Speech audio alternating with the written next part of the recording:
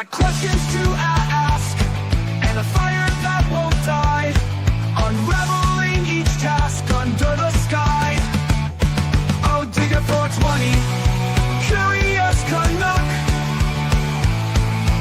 Answers on your mind, never getting stuck.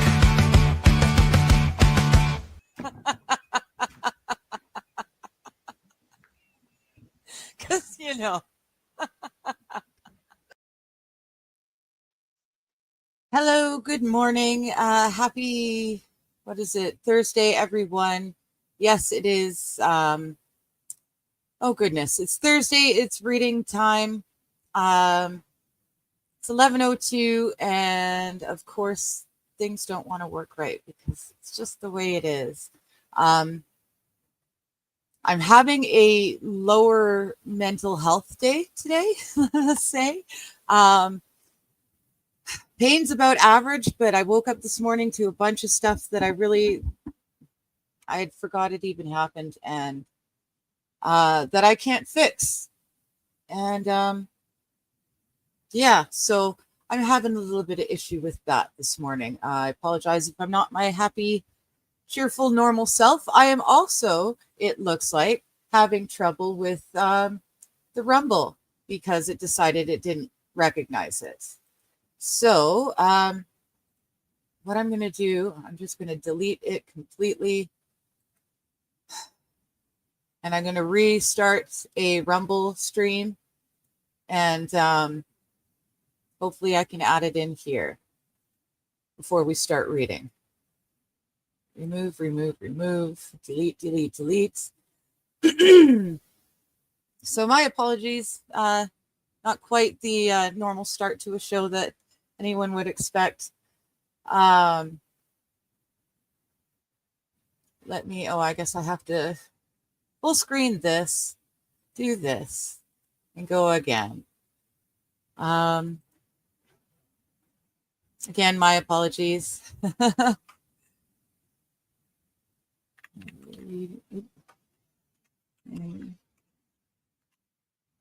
The man who chapter 8. Lovely, lovely. So this is what we this is what we get to do in the background. Oh, for Pete's sakes. All of this stuff should be done in advance. But for whatever reason, this one didn't want to work. So we'll do it now. And hopefully we can get there quickly. Now nothing's working right. Later time, let's say 11:10. That should give me enough time. Apply, next.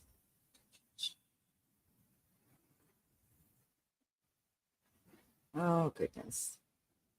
Okay, then we'll do this the longer, harder way.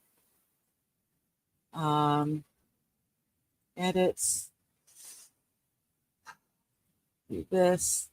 Custom RTMP. Oops. That. I know I didn't because I had to copy it first. Thank you. Use custom RTMP because the connect to Rumble didn't work right. So thank you very much.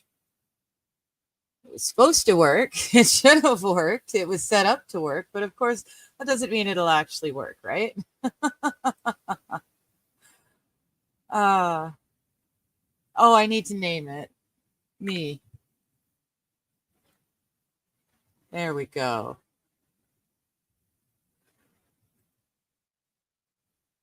Saving. So that should start in like 4 minutes, and I will keep an eye on it to see if it actually does or not. So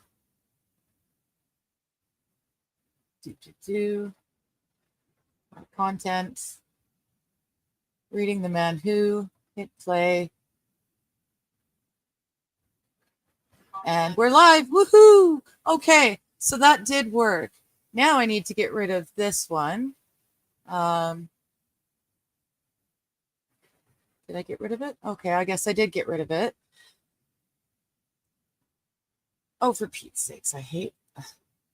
You know, a day is a day, right? If one thing goes wrong, if it's going to be that kind of day, everything will. Nothing's going to work quite like it should. Let's see if I can do this. Yeah, I want to minimize that. I want this to be there, and I want us to be here. I can move that over there. Oh, shoot. Ha ha ha.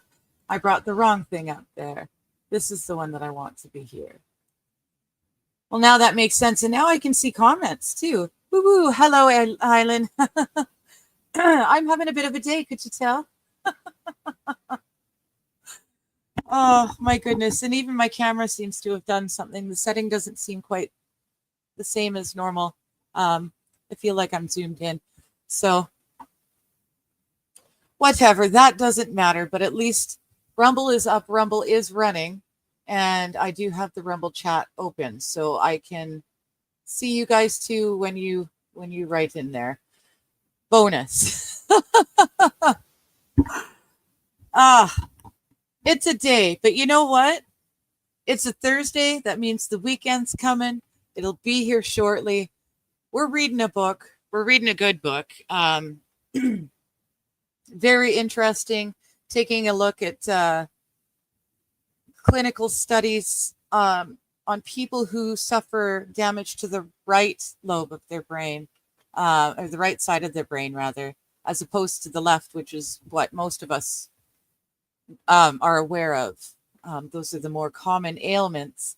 The right side of the brain, when there's damage to it, that makes a whole new set of issues to deal with, not being able to see the left side of your body or able to control it, or just so many interesting diseases, phantom legs, phantom limbs in general, not just eggs or legs. But yeah, so we're in part 2. We're now in excesses. So Witty Ticky Ray was one of the first stories.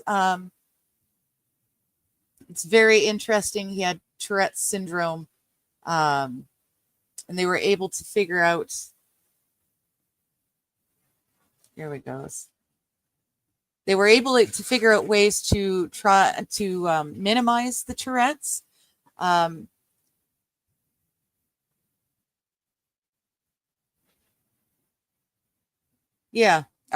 were able to minimize the Tourette's using certain medications. However, he found that when using those medications, he wasn't himself. He didn't feel like himself. Hi, Christine. So he made the interesting choice of taking the meds during the week when he had to work, but not taking them on the weekends, so he could be himself, his witty, ticky self. And it's quite interesting to see these different illnesses and damages, and see, more importantly, how people have overcome them, and been able to function, not just function, but thrive despite these injuries and illnesses. So as I said, we started part 2 is excesses. We are picking up today in chapter 11. This book, or this story, is called Cupid's Disease. So away we go. A bright woman of 90, Natasha Kay, recently came to our clinic. Soon after her 88th birthday, she said she noticed a change. What sort of a change? We queried. Delightful, she exclaimed. I thoroughly enjoyed it. I felt more energetic, more alive. I felt young once again. I took an interest in the young men. I started to feel, you might say, frisky. Yes, frisky. This is a problem? No, not at first. I felt well, extremely well. Why should I think anything was the matter? And then my friends started to worry. First, they said, "You look radiant, a new lease on life." But then they started to think it was not quite appropriate. "You were always so shy," they said, "and now you're a flirt. You giggle, you tell jokes. At your age, it isn't right." And how did you feel? I was taken aback. I'd been carried along, and it didn't occur to me to question what was happening. But then I did. I said to myself, "You're 89, Natasha. This has been going on for a year. You were always so temperate and feeling, and now this extravagance. You're an old woman nearing the end. What could justify what could justify such a sudden euphoria?" And as soon as I thought of euphoria, things took on a new complexion. "You're sick, my dear," I said to myself. "You're feeling too well. You have to be ill." Ill? Emotionally? Mentally ill? No, not emotionally. Physically ill.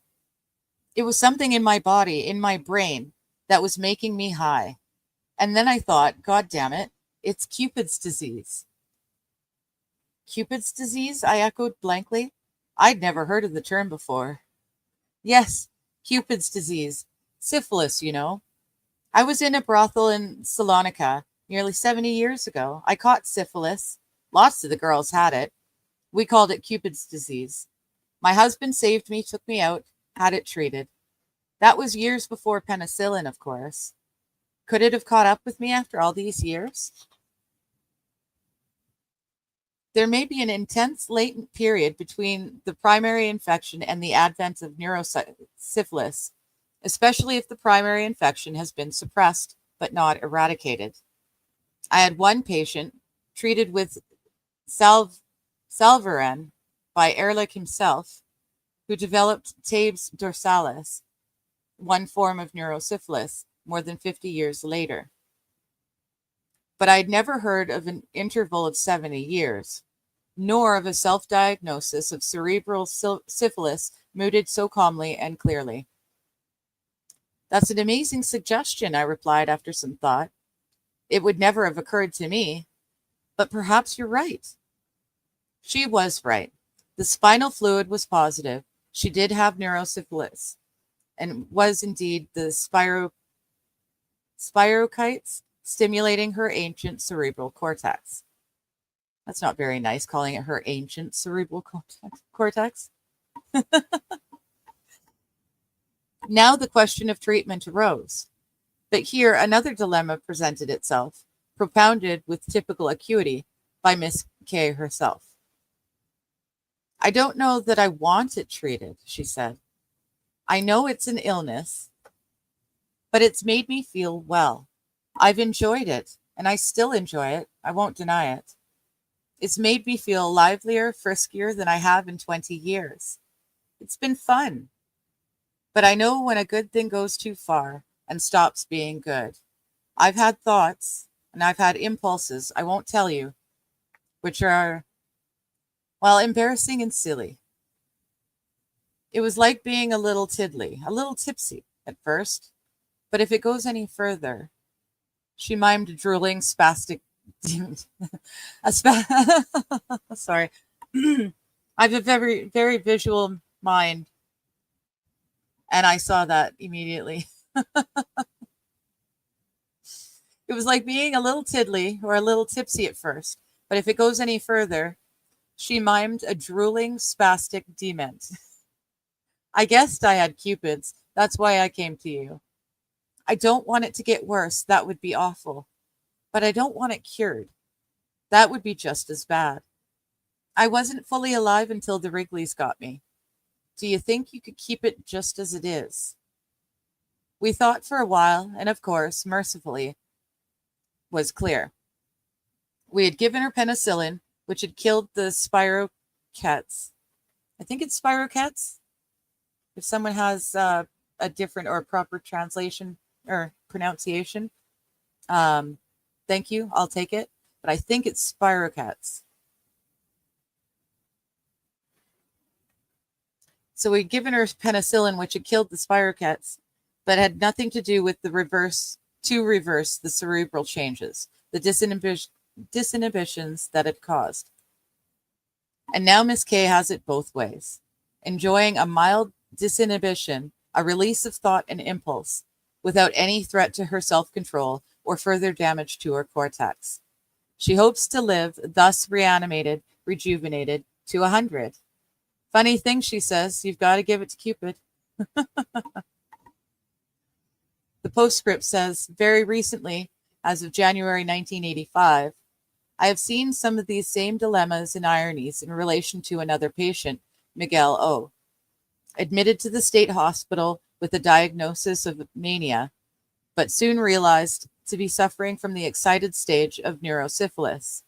A simple man, he had been a farmhand in Puerto Rico, and with some speech and hearing impediment, he could not express himself too well in words, but exhibited his situation simply and clearly in drawings.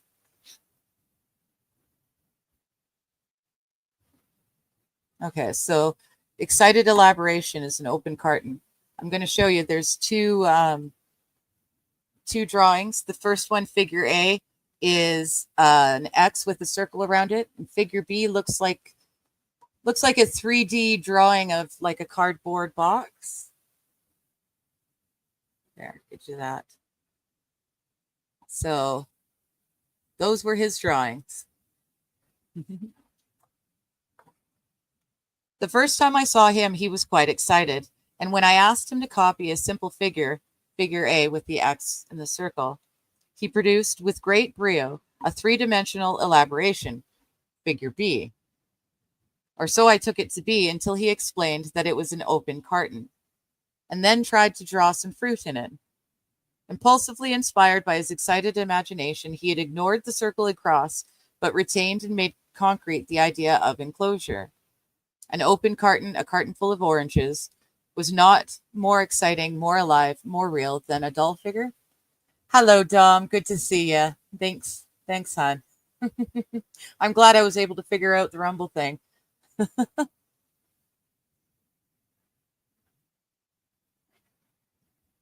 A few days later, I saw him again, very energized, very active, thoughts and feelings flying everywhere, high as a kite.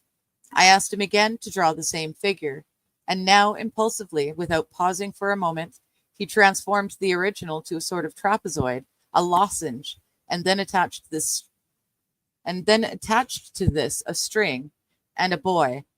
Next, I'll show you the figure in a moment.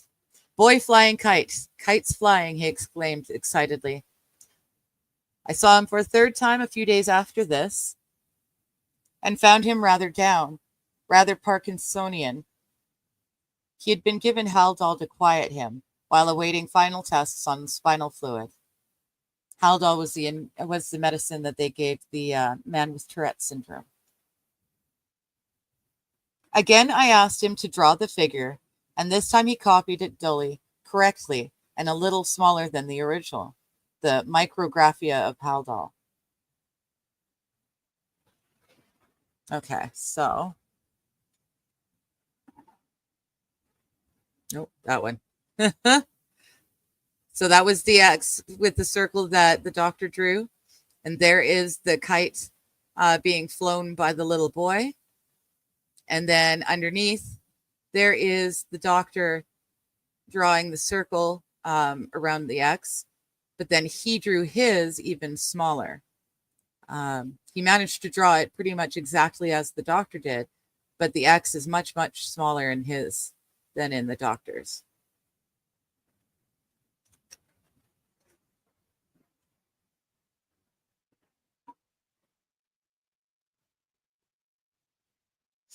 All right. Again, I asked him to draw the figure, and this time he copied it dully, correctly, and a little smaller than the original, the micrographia of Haldol, and with none of the elaborations, the animation, the imagination of the others. I don't see things anymore, he said. It looked so real, so alive before. Will everything seem dead when I am treated? The drawings of patients with Parkinson's, as they are awakened by L-DOPA, form an instructive analogy. Asked to draw a tree, the person with Parkinson's tends to draw a small, meager thing, stunted, impoverished, a bare winter tree with no foliage at all. As he warms up and comes to, and is animated by the L-DOPA, so the tree acquires vigor, life, and imagination, and foliage. If he becomes too excited or high on L-DOPA, the tree may acquire a fantastic ornateness and exuberance, exploding with the fluorescence of new branches and foliage, with little arabesques, curlicues, and whatnot, until finally its original form is completely lost beneath this Baroque elaboration. Such drawings are also rather characteristic of Tourette's. The original form, the original thought, lost in a jungle of embellishment, and in the so-called speed art of amphetaminism. Hi, Johnny. How you doing, hon? Top chat wants you back. Dude, you wanted to say that chat wants me back and they made you do this. Damn it, chat. Tell them I'll be there as soon as I finish here. Thank you. Emma, so good to see you. Johnny needs me. He's only been going 20 minutes. By the way, turn it loose, hon. Turn it loose. Good to see you guys.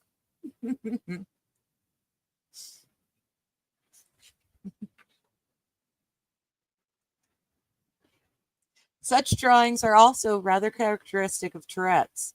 The original form, or the original thought, is lost in a jungle of embellishment, and in the so-called speed art of amphetaminism. First, the imagination is awakened, then excited, frenzied, to endlessness and excess. What a paradox, what a cruelty, what an irony there is here. That inner life and imagination may lie dull and dormant unless released and awakened by an intoxication or disease. Precisely this paradox lay at the heart of awakenings. It is responsible, too, for the seduction of Tourette's and, no doubt, for the peculiar uncertainty which may attach to a drug like cocaine, which is known, like L-DOPA or Tourette's, to raise the brain's dopamine. Thus, Freud's startling comment about cocaine, that the sense of well-being and euphoria it induces in no way differs from the normal euphoria of the healthy person. In other words, you are simply normal, and it is soon hard to believe that you are under the influence of any drug. The same paradoxical valuation may attach to electrical stimulations of the brain. There are epilepsies which are exciting and addictive, and may be self-induced repeatedly by those who are prone to them, as rats with implanted cerebral electrodes compulsively stimulate the pleasure centers of their own brain. But there are other epilepsies which bring peace and genuine well-being. A wellness can be genuine even if caused by an illness, and such paradoxical wellness may even confer a lasting benefit, as with Mrs. O.C. and her strange convulsive reminiscence from chapter 15, which we will get to probably today. We are in strange waters here, and all the usual considerations may be reversed.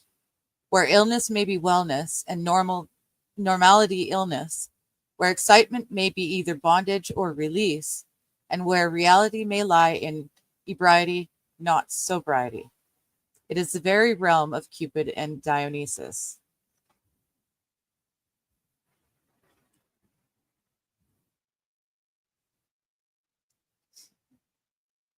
Chapter 12, A Matter of Identity. What'll it be today, he says, rubbing his hands. Half pound of Virginia, a nice piece of Nova? Evidently, he saw me as a customer. He would often pick up the phone on the word and say, Thompson's Delicatessen. Oh, Mr. Thompson, I would exclaim. And who do you think I am? Good heavens, the light's bad. I took you for a customer. As if it isn't my old friend Tom Pitkins.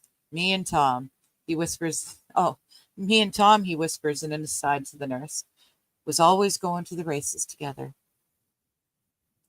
Mr. Thompson, you are mistaken again.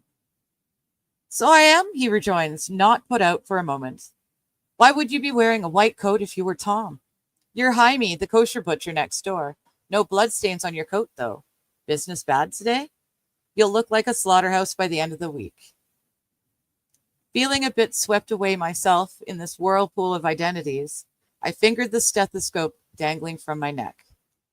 A stethoscope, he exploded. And you pretending to be Jaime? You mechanics are all starting to fancy yourselves to be doctors, what with your white coats and stethoscopes. As if you need a stethoscope to listen to a car. So you're my old friend Manners from the mobile station up the block. Come in to get your bologna and rye. William Thompson rubbed his hands again in his salesman grocer's gesture and looked for the counter. Not finding it, he looked at me strangely again. Where am I? He said, with a sudden scared look. I thought I was in my shop, Doctor. My mind must have wandered. You'll be wanting my shirt off to sound me as usual? No, not the usual. I'm not your usual doctor. Indeed, you're not. I could see that straight away. You're not my usual chest-thumping doctor, and by God, you've a beard. You look like Sigmund Freud. Have I gone bonkers round the bend? No, Mr. Thompson, not round the bend. Just a little trouble with your memory. Difficulties remembering and recognizing people. My memory has been playing me some tricks, he admitted. Sometimes I make mistakes. I take somebody for someone else. What'll it be now, Nova or Virginia? So it would happen with variations every time, with improvisations, always prompt, often funny, sometimes brilliant, and ultimately tragic. Mr. Thompson would identify me, or misidentify, pseudo-identify me, as a dozen different people in the course of 5 minutes. He would whirl fluently from one guess, one hypothesis, one belief to the next, without any appearance of uncertainty at any point. He never knew who I was, or what and where he was, an ex-grocer with the severe Korsakovs in a neurological institution. Hi, Brian. I did not offer to take off my shirt. The gentleman in the book was taking off his shirt. Well, was offering. He didn't have to. Good to see you. And I will not be held responsible for any emergencies or anything that happens in Brian's lab while I'm reading this book today or any other day. It is not my fault. Okay. With the disclaimer, now we'll go. He remembered nothing for more than a few seconds. He was continually disoriented. Abysses of amnesia continually opened beneath him, but he would bridge them nimbly by fluent confabulations and fictions of all kinds. For him, they were not fictions, but how he suddenly saw or interpreted the world. Its radical flux and incoherence could not be tolerated, acknowledged for an instant. There was instead this strange, delirious quasi-coherence. As Mr. Thompson, with his ceaseless, unconscious, quick-fire inventions, continually improvised a world around him. An Arabian Nights world, a phantasmagoria, a dream of ever-changing people, figures, situations. Continual kaleidoscopic, mutations and transformations. For Mr. Thompson, however, it was not a tissue of ever-changing evanescent. Why am I having trouble now? For Mr. Thompson, however, it was not a tissue of ever-changing, evanescent fancies and illusion, but a wholly normal, stable, and factual world. So far as he was concerned, there was nothing the matter. On one occasion, Mr. Thompson went for a trip, identifying himself at the front desk as the Reverend William Thompson, ordering a taxi and taking off for the day. The taxi driver, whom we later spoke to, said he had never had so fascinating a passenger, for Mr. Thompson told him one story after another, amazing personal stories full of fantastic adventures. He seemed to have been everywhere, done everything, and met everyone.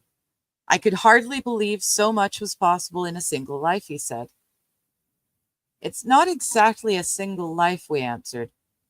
It is all very curious, a matter of identity. There's a little excerpt here. It says, a very similar story is related by Luria in the Neuropsychology of Memory, in which the spellbound cab driver only realized that his exotic passenger was ill when he gave him, for a fare, a temperature chart he was holding. Only then did he realize that this Scheherazade, this spinner of 1,001 tales, was one of those strange patients at the Neurological Institute. Jimmy G., another Korsakov's patient, whom I already described at length, had long since cooled down from his acute Korsakov syndrome and seemed to have settled into a state of permanent lostness, or perhaps a permanent now seeming dream or reminiscence of the past. But Mr. Thompson, only just out of hospital, his Korsakovs had exploded just 3 weeks before, where he developed a high fever, raved, and ceased to recognize all his family, was still on the boil, was still in an almost frenzied confabulatory delirium of the sort sometimes called Korsakov's psychosis, though it is not really a psychosis at all, continually creating a world of self to replace what was continually being forgotten and lost. Such a frenzy may call forth quite brilliant powers of invention and fancy, a veritable confabulatory genius, for such a patient must literally make himself and his world up every moment. We have, each of us, a life story, an inner narrative whose continuity, whose sense, is our lives. It might be said that each of us constructs and lives a narrative, and that this narrative is us, our identities. If we wish to know about a man, we ask, what's his story, his real inmost story? For each of us is a biography, a story. Each of us is a singular narrative, which is constructive continually, unconsciously, by, through, and in us, through our perceptions, our feelings, our thoughts, our actions, and not least, our discourse, our spoken narrations. Biologically, physiologically, we are not so different from each other. Historically, as narratives, we are each of us unique. To be ourselves, we must have ourselves. Possess, and if need be, repossess our life stories. Hey, nice podcast, stupid. Good to see you. Hello, Sam. How you doing, bud? You can reach out to me. My email's on the on my YouTube channel. If you want to email me, I'll check it out and get back to you. Okay.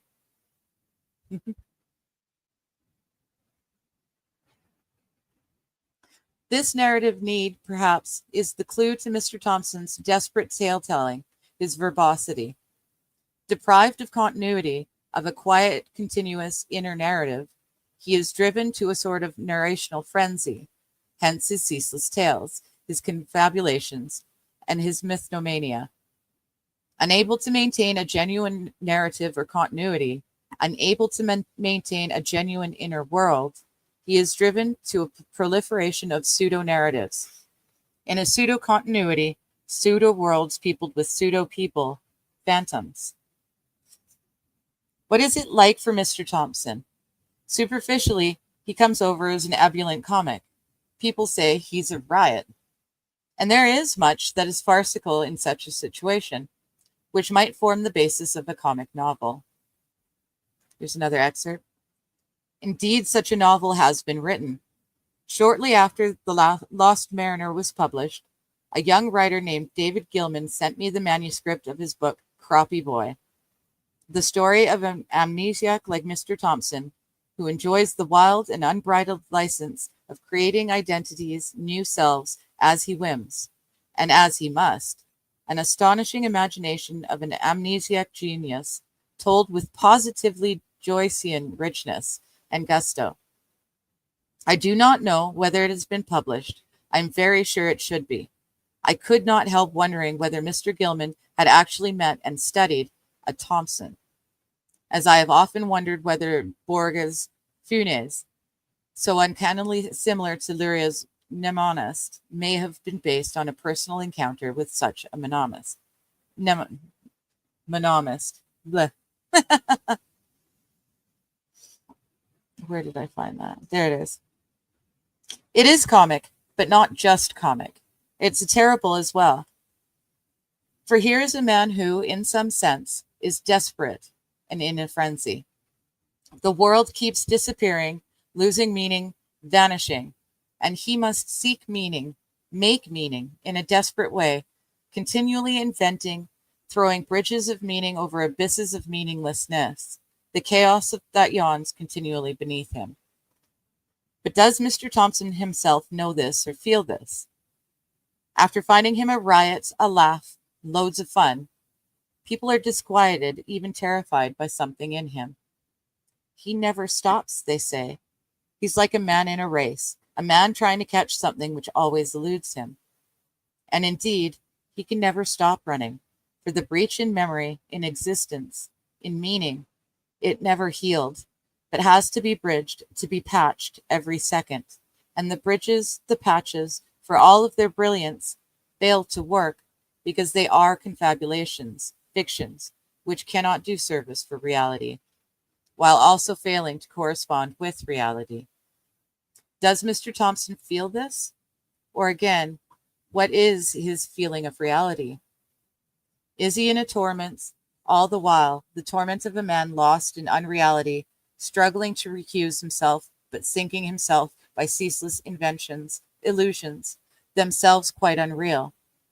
It is certain that he is not at ease. There's a tense, taut look on his face all the while, as of a man under ceaseless inner pressure. And occasionally, not too often, or masked if present, a look of open, naked, pathetic bewilderment. What saves Mr. Thompson in a sense, and in another sense damns him, is the forced or defensive superficiality of his life, the way in which it is, in effect, reduced to a surface, brilliant, shimmering, iridescent, ever-changing, but for all that a surface, a mass of illusions, a delirium without depth. Hi, AAP. Good to see you, bud. And with this, no feeling that he has lost feeling, for the feeling he has lost. No feeling that he has lost the depth, that unfathomable, mysterious, myriad-leveled depth, which somehow defines identity or reality. This strikes everyone who has been in contact with him for any time, that under his fluency, even his frenzy, is a strange loss of feeling, that feeling or judgment which distinguishes between real and unreal, true and untrue. One cannot speak of lies here, only of non-truth. Important and trivial, relevant and irrelevant. What comes out torrentially in his ceaseless confabulation has finally a peculiar quality of indifference, as if it didn't really matter what he said or what anyone else did or said, as if nothing really mattered anymore. A striking example of this was presented one afternoon when William Thompson, jabbering away of all sorts of people who were improvised on the spot, said, "And there goes my younger brother Bob past the window," in the same excited but even and indifferent tone as the rest of his monologue. I was dumbfounded when, a minute later, a man peeked round the door and said, "I'm Bob. I'm his younger brother. I think he saw me passing by the window." Nothing in William's tone or manner, nothing in his exuberant but unvarying and indifferent style of monologue had prepared me for the possibility of reality. William spoke of his brother who was real in precisely the same tone or lack of tone in which he spoke of the unreal. And now suddenly, out of the phantoms, a real figure appeared. Further, he did not treat his younger brother as real, did not display any real emotion, was not in the least oriented or delivered from his delirium, but on the contrary, instantly treated his brother as unreal, effacing him, losing him in a further whirl of delirium. This was utterly different from the rare but profoundly moving times when Jimmy, the lost mariner, met his brother, and while with him was unlost. This was intensely disconcerting to poor Bob, who said, "I'm Bob, not Rob, not Dob," to no avail whatsoever. In the midst of confabulations, perhaps some strand of memory or remembered kinship or identity was still holding, or came back for an instant. William spoke of his elder brother, George, using his invariable present indicative tense. But George died 19 years ago, said Bob, aghast. Aye, George is always the joker, William quipped, apparently ignoring or indifferent to Bob's comment, and went on blathering of George in his excited, dead way, insensitive to truth, to reality, to propriety, and to everything. Insensitive, too, to the manifest distress of the living brother before him. What book is this? We're reading Oliver Sacks' The Man Who Mistook His Wife for a Hat. It's a collection of clinical tales about patients who have damage to the right side of their brain as opposed to the left side, which has been so thoroughly studied. So now we're talking about, we have already talked about people with Tourette's, phantom limb syndrome, that sort of thing.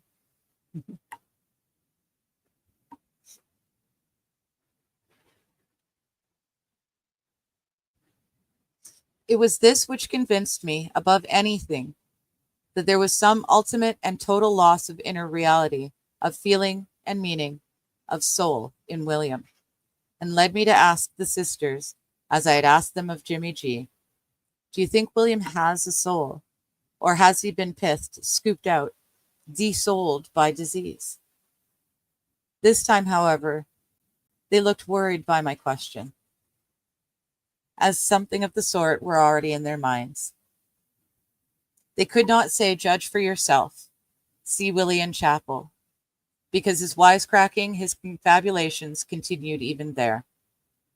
There is an utter pathos, a sad sense of lostness with Jimmy G, which one does not feel, or feel directly with the effervescent Mr. Thompson.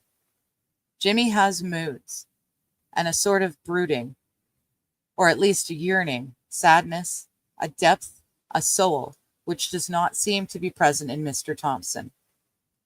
Doubtless, as the sister said, he had a soul, an immortal soul, in the theological sense, could be seen and loved as an individual by the Almighty. But they agreed something very disquieting had happened to him, to his spirit, his character, in the ordinary human sense. It is because Jimmy is lost that he can be redeemed or found, at least for a while, in the mode of a genuine emotional relation. Jimmy is in despair, a quiet despair, to use or adapt Kierkegaard's term, and therefore he has the possibility of salvation, of touching base, the ground of reality, the feeling and meaning he has lost, but still recognized and still yearns for. But for William, with his brilliant brassy surface, the unending joke which he substitutes for the world, which if it covers over a desperation, is a desperation he does not feel. For William, with his manifest indifference to relation and reality, caught in an unending verbosity, there may be nothing redeeming at all. His confabulations, his apparitions, his frantic search for meanings, being the ultimate barrier to any meaning. Paradoxically, then, William's great gift for confabulation, which has been called out to leap continually over the ever-opening abyss of amnesia, William's great gift is also his damnation. If only he could be quiet, one feels, for an instant. If only he could stop the ceaseless chatter and jabber. If only he could relinquish the deceiving surface of illusions. Then reality might seep in. Something genuine, something deep, and something true, something felt would enter his soul. For it is not memory which is the final existential causality here, or casualty here. although his memory is wholly devastated. It is not memory only which has been so altered in him, but some ultimate capacity for feeling which is gone. And this is the sense in which he is desouled. Luria speaks of such indifference as equalization, and sometimes seems to see it as the ultimate pathology, the final destroyer of any world, any self. It exerted, I think, a horrified fascination on him, as well as constituting an ultimate therapeutic challenge. He was drawn back to this theme again and again, sometimes in relation to Korsakov's in memory, as in the neuropsychology of memory, more often in relation to frontal lobe syndromes, especially in human brain and the psychological processes, which contain several full-length case histories of such patients, fully comparable in their terrible coherence and impact to the man with the shattered world. Comparable, and in a way, more terrible still, because they depict patients who do not realize that anything has befallen them, patients who have lost their own reality without knowing it, patients who may not suffer but be the most God-forsaken of all. Zazetsky, in The Man with the Shattered World, is constantly described as a fighter, always, even passionately conscious of his state, and always fighting with the tenacity of the damned to recover the use of his damaged brain. But William, like Luria's frontal lobe patients, see the next chapter, but William is so damned, he does not know he is damned, for it is not just a faculty or some faculties which are damaged, but the very citadel of self, the soul itself. William is lost, in this sense, far more than Jimmy. For all his brio, one never feels, or rarely feels, that there is a person remaining. Whereas in Jimmy, there is plainly a real moral being, even if disconnected most of the time. In Jimmy, at least, reconnection is possible. The therapeutic challenge can be summed up as only connect. Our efforts to reconnect William all fail, even increases confabulary pressure. But when we abdicate our efforts and let him be, he sometimes wanders out into the quiet and undemanding garden which surrounds the home, and there in its quietness he recovers his own quiet. The presence of others, other people, excite and rattle him, force him into an endless, frenzied social chatter, a veritable delirium of identity making and seeking.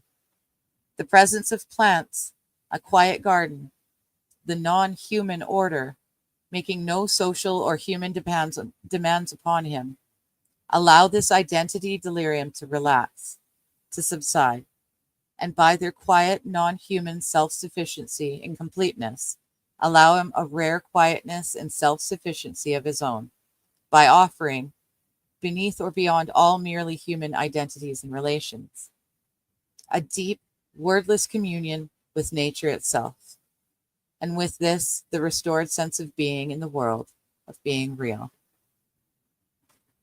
Hello, Richard. Johnny is smitten. Good to know. I am too. All right. We're about 50 minutes in, so we'll keep going. This is chapter 13, called Yes, Father, Sister. Hello, Citizen M. Good to meet you. I've watched some of your videos.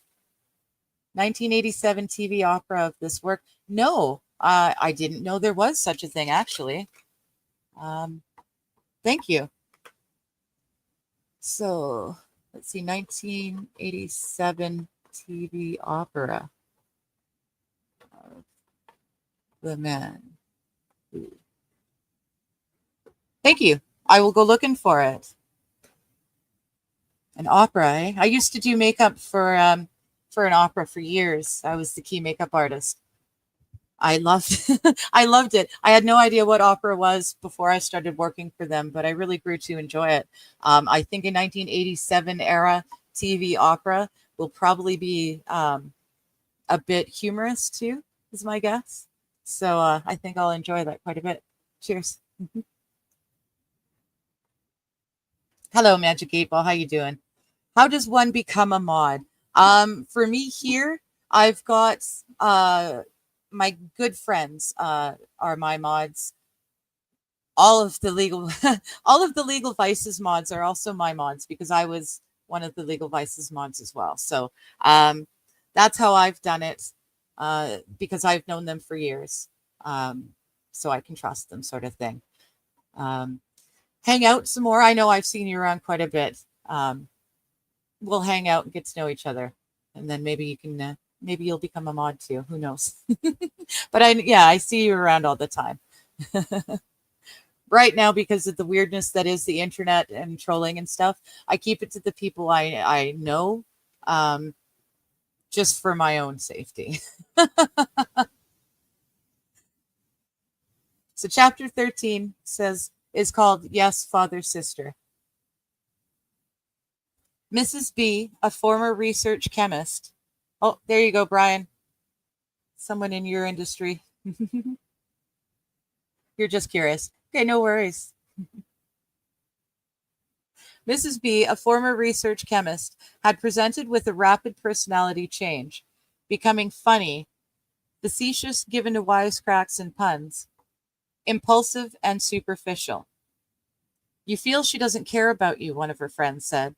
She no longer seems to care about anything at all. At first, it was thought she might be hypomanic, but she turned out not. Oh, she turned out to have a cerebral tumor. A craniotomy there was found not a menin. Let me just take a quick sip.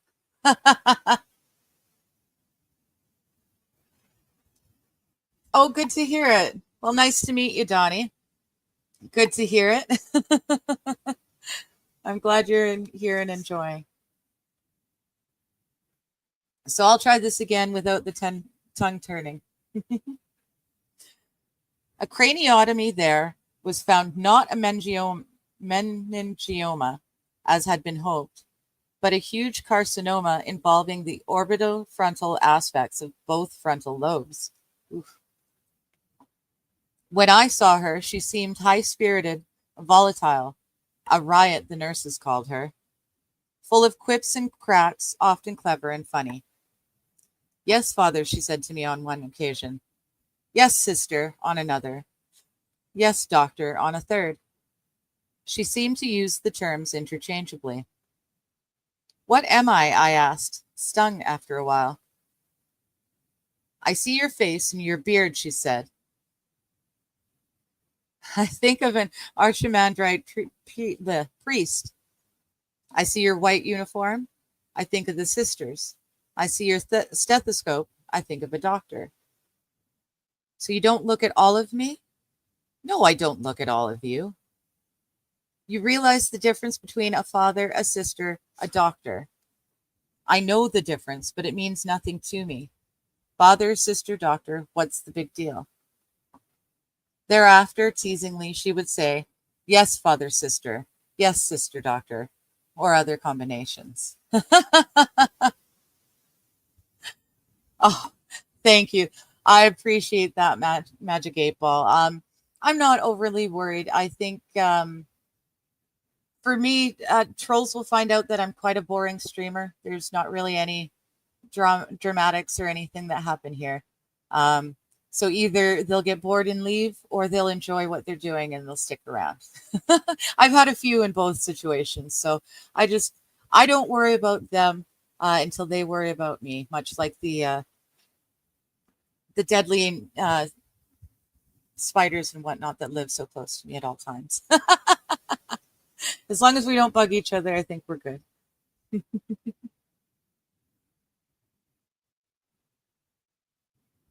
Testing left-right discrimination was oddly difficult because she said left or right indifferently, though there was not in reaction any confusion of the two, as when there is a lateralizing defect of perception or attention.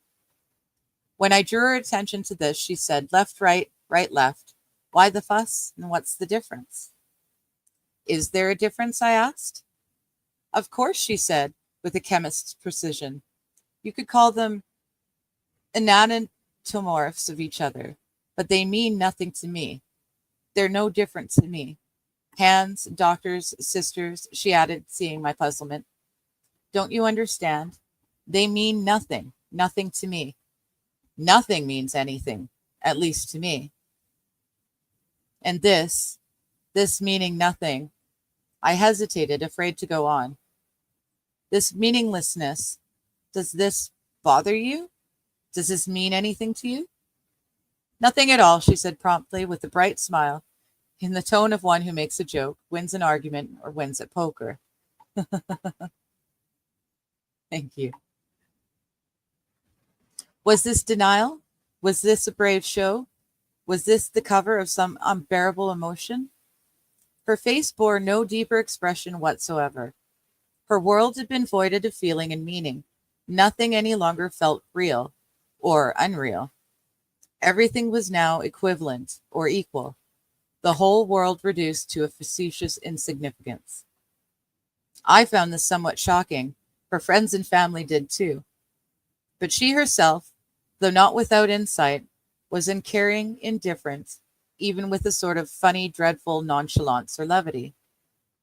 Mrs. B, though acute and intelligent, was somehow not present, desouled as a person. I was reminded of William Thompson and also of Dr. P. This is the effect of equalization described by Luria, which we now saw in the preceding chapter and will see in the next. Postscript. The sort of facetious indifference and equalization shown by this patient is not uncommon. German neurologists call it Wieselschutz, the joking disease. I think I said that wrong. Probably did. I don't know German. Sorry. Wieselschutz, I think. And it was recognized as a fundamental form of nervous dissolution by Hewlings-Jackson a century ago. It is not uncommon, whereas insight is, and the latter perhaps mercifully is lost as the dissolution progresses. I see many cases a year with similar phenomenology, but the most varied etiologies. Occasionally, I am not sure at first if the patient is just being funny or clowning around or schizophrenic. Thus, almost at random, I find the following in my notes on a patient with cerebral multiple sclerosis, whom I saw, but whose case I could not follow up on in 1981. She speaks very quickly, impulsively, and it seems indifferently, so that the important and the trivial, the true and the false, the serious and the joking are poured out in a rapid, unselective, half-confabulatory stream. She may contradict herself completely within a few seconds. Will say she loves music, she doesn't. Has a broken hip, she hasn't. I concluded my observation on the note of uncertainty. How much is cryptamnesia confabulation? How much frontal lobe indifference and equalization? How much some strange schizophrenic disintegration and shattering flattening? Of all forms of schizophrenia, the silly happy, the so-called hebephrenic, most resembles the organic amnestic and the frontal lobe syndromes. They are the most malignant and the least imaginable, and no one returns from such states to tell us what they were like. In all these states, funny and often ingenious as they appear, the world is taken apart, undermined, and reduced to anarchy and chaos. There ceases to be any center to the mind, though its formal intellectual powers may be perfectly preserved. The end point of such states is an unfathomable silliness, an abyss of superficiality, in which all is ungrounded and afloat and comes apart. Luria once spoke of the mind as reduced, in such states, to mere Brownian movement. I share the sort of horror he clearly felt about them, though this incites rather than impedes their accurate description. They make me think first of Borges Funes and his remark, "My memory, sir, is like a garbage heap." That's how mine feels. And finally, of the Dunciad, the vision of a world reduced to pure silliness. silliness as being the end of the world. Thy hand, great anarch, let the curtain fall, and universal darkness buries all. There's an interesting side character. Oh, of the series Hannibal. Okay. Visual agnosia. Interesting. I started to watch Hannibal and then I canceled. I couldn't afford, Netflix and all the other TV platforms. So I don't get to watch a whole heck of a lot of TV now unless it's on something like Tubi, which is free. But I did enjoy Hannibal. I only got to see the first 2 or 3 episodes. It looked really good. So I may have to go back and see if I can't find that. It looked like it would be a good series for delving into the different mind troubles. I don't want to call them diseases, and they're or an illness, but it's not always damage done either. Just feels like it's almost something else, especially when we're talking about these people who end up being almost desouled in a way. All right, chapter 14, The Possessed. With witty Tiki Ray, I described a relatively mild form of Tourette's syndrome, but hinted that there were severer forms of quite terrible grotesqueness and violence.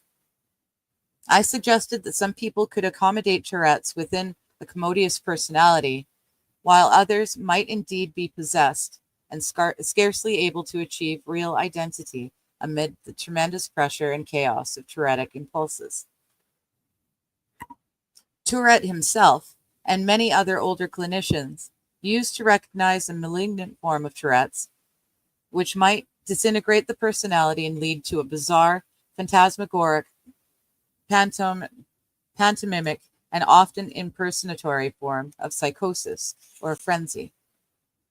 This form of Tourette's, or super Tourette's, is quite rare, perhaps 50 times rarer than ordinary Tourette's syndrome, and it may be qualitatively different, as well as far more intense than any of the ordinary forms of the disorder. This Tourette's psychosis, this singular identity frenzy, is quite different from the ordinary psychosis because of its underlying and unique physiology and phenomenology. Nonetheless, it has affinities. On the one hand, to the frenzied motor psychoses, sometimes induced by L-DOPA, and on the other, to the confabulatory frenzies of Korsakoff's psychosis. And like these, it can almost overwhelm the person. The day after I saw Ray, my first Touretteer, my eyes and mind opened, as I mentioned earlier, when in the streets of New York I saw no less than 3 Touretteers, all as characteristic as Ray, though more florid. It was a day of visions for the neurological eye. In swift vignettes, I witnessed what it might mean to have Tourette's syndrome of ultimate severity. Not only tics and convulsions of movement, but tics and convulsions of perception, imagination, the passions of the entire personality. Ray himself had shown what might happen in the street, but it is not enough to be told. You must see for yourself. And at a doctor's clinic or ward is not always the best place for observing disease, at least not for observing a disorder which, if organic in origin, is expressed in impulse, imitation, impersonation, reaction, interaction, raised to the extreme and almost incredible degree. The clinic, the laboratory, the ward are all designed to restrain and focus behavior, if not indeed to exclude it altogether. They are, for a systematic and scientific neurology, reduced to fixed tests and tasks, not for an open, naturalistic neurology. For this, one must see the patient unself-conscious, unobserved in the real world, wholly given over to the spur and play of every impulse, and one must oneself, the observer, be unobserved. What could be better for this purpose than a street in New York, an anonymous public street in the vast city, where the subject of extravagant, impulsive disorders can enjoy and exhibit to the full the monstrous liberty or slavery of their condition. Street neurology indeed has respectable antecedents. James Parkinson, as inveterate a walker of the streets of London as Charles Dickens was to be 40 years later, delineated the disease that bears his name not in his office but in the teeming streets of London. Parkinsonism, indeed, cannot be fully seen, comprehended in the clinic. It requires an open, complexly interactional space for the full revelation of its peculiar character, beautifully shown in Jonathan Miller's film Ivan. Parkinsonism has to be seen to be fully comprehended in the world. And if this is true of Parkinsonism, how much more truer must it be of Tourette's? Indeed, an extraordinary description from within the imitative and antic ticketeur in the streets of Paris is given in Les Confidences d'un ticketeur, which prefaces Mage and Findel's great 1901 book Ticks, and a vignette of a manneristic tiqueur, also in the streets of Paris, is provided by the poet Rilke in the notebook of Malte Lord's Brig. Thus it was not just seeing Ray in my office, but what I saw the next day that was such a revelation to me. And one scene in particular was so singular that it remains in my memory today as vivid as it was the day I saw it. My eye was caught by a gray-haired woman in her 60s, who was apparently the center of a most amazing disturbance, though what was happening and what was so disturbing was not at first clear to me. Was she having a fit? What on earth was convulsing her? And, by a sort of sympathy or contagion, also convulsing everyone whom she gnashingly, tickily passed. As I drew closer, I saw what was happening. She was imitating the passer-by, if imitation is not too pallid, too passive a word. Should we say rather that she was caricaturing everyone she passed? Within a split second, she had them all. I had seen countless mimes and mimics, clowns and antics, but nothing touched the horrible wonder I now beheld. This virtually instantaneous, automatic, and convulsive mirroring of every face and figure. But it was not just an imitation, extraordinary as this would have been in itself. The woman not only took on and took in the features of countless people, she took them off. Every mirroring was also a parody, a mocking, an exaggeration of salient gestures and expressions, but an exaggeration in itself no less convulsive than intentional, a consequence of the violent acceleration and distortion of all her emotions. Thus, a slow smile, monstrously accelerated, would become a violent, milliseconds-long grimace. An ample gesture, accelerated, would become a farcical, convulsive movement. In the course of a short city block, this frantic old woman frenetically caricatured the features of 40 or 50 passerby in a quick-fire sequence of kaleidoscopic imitations, each lasting a second or two, sometimes less, and the whole dizzying sequence scarcely more than 2 minutes. And there were ludicrous imitations of the second and third order, for the people in the street, startled, outraged, bewildered by her imitations, took on these expressions in reaction to her, and those expressions in turn were re-reflected, redirected, redistorted by the Touretteur, causing a still greater degree of outrage and shock. This grotesque, involuntary resonance or mutuality by which everyone was drawn into an absurdly amplifying interaction was the source of the disturbance I had seen from a distance. This woman who, becoming everybody, lost her own self, became nobody. This woman with 1,000 faces, masks, and personae, how must it be for her in this in this whirlwind of identities? The answer came soon, and not a second too late, for the buildup of pressures, both hers and others, was fast approaching the point of explosion. Suddenly, desperately, the old woman turned aside into an alleyway which led off the main street. And there, with all the appearances of a woman violently sick, she expelled, tremendously accelerated and abbreviated, all the gestures, the postures, the expressions, the demeanors, the entire behavioral repertoires of the past 40 or 50 people she had passed. She delivered one vast pantomimic regurgitation, in which the engorged identities of the last 50 people who had possessed her were spewed out. And if the taking in had lasted 2 minutes, the throwing out was a single exhalation, 50 people in 10 seconds, a fifth of a second or less for the time foreshortened repertoire of each person. I was later to spend hundreds of hours talking to, observing, taping, and learning from Tourette patients. Yet nothing, I think, taught me as much, as swiftly, as penetratingly, and as overwhelmingly as the phantasmagoric 2 minutes in the New York street.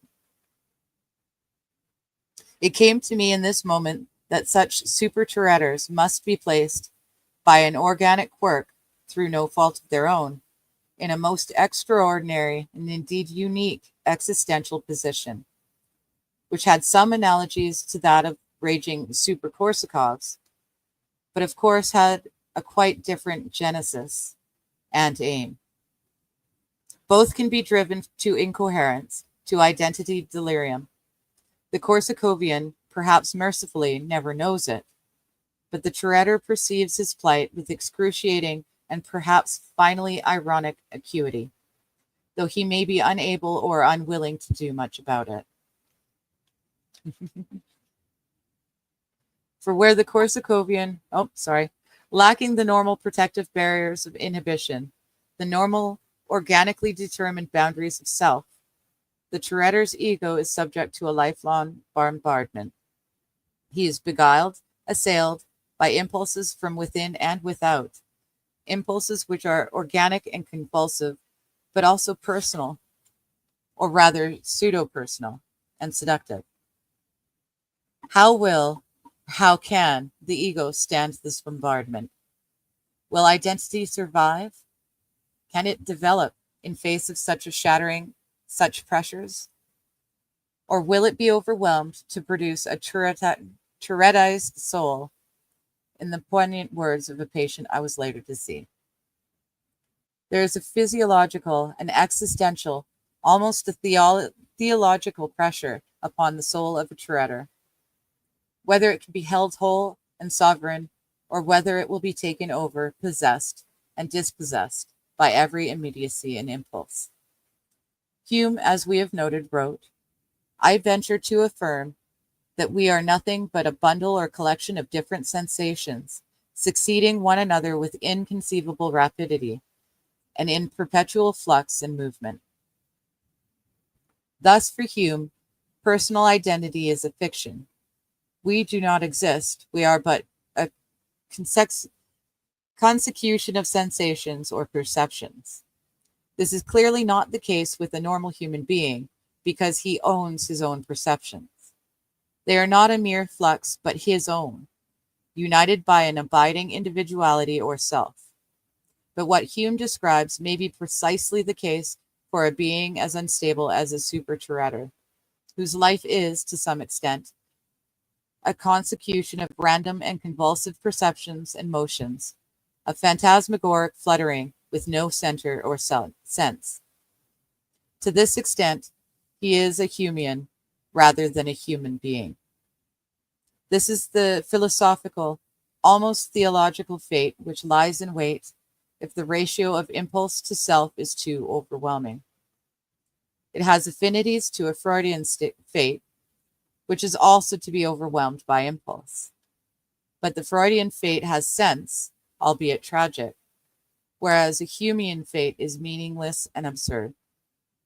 The super Touretter, then, is compelled to fight, as no one else is, simply to survive, to become an individual and survive as one, or face constant impulse.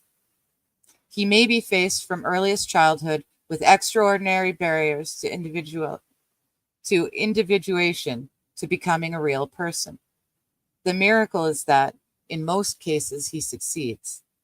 For the powers of survival, of the will to survive, and to survive as a unique, inalienable individual, are absolutely the strongest in our being. Stronger than any impulses, stronger than disease. Health militant, is usually the victor. All right. We are in part 3. We're about an hour and 15 in. Would you like me to continue and round out the 2 hours? Or do you want to sit and stew on what we've read and come back to part 3 fresh next week? I'll throw it up to you guys in chat. Yeah, I think she is spoken for. Thank you very much, citizen.